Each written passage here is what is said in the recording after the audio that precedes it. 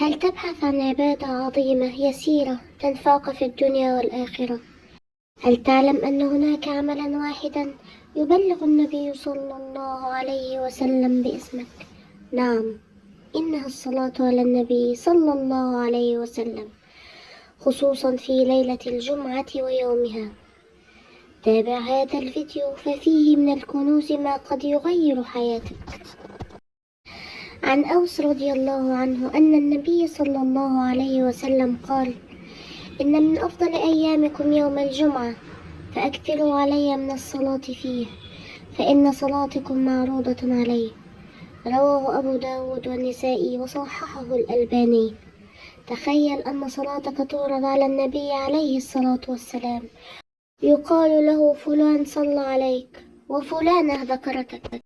ليلة الجمعة تبدأ من مغرب يوم الخميس، وهي وقت فاضل لذكر الله، وكان السلف يكثرون من الصلاة على النبي محمد صلى الله عليه وسلم ليلة الجمعة ويومها.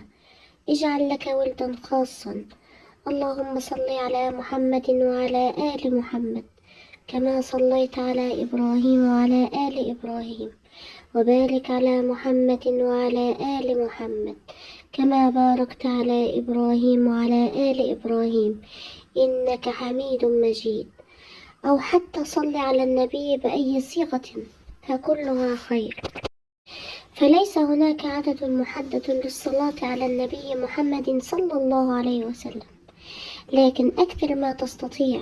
قال ابن القيم: الصلاة على النبي فيها 10 فوائد عظيمة، منها: يغفر لك ذنبك، وتقضى حاجتك، وترفع درجتك، وسبب لكفاية العبد ما أهمه، ويكتب بها 10 حسنات، ويمحو بها 10 سيئات، ويرد عليك النبي صلى الله عليه وسلم السلام بنفسه.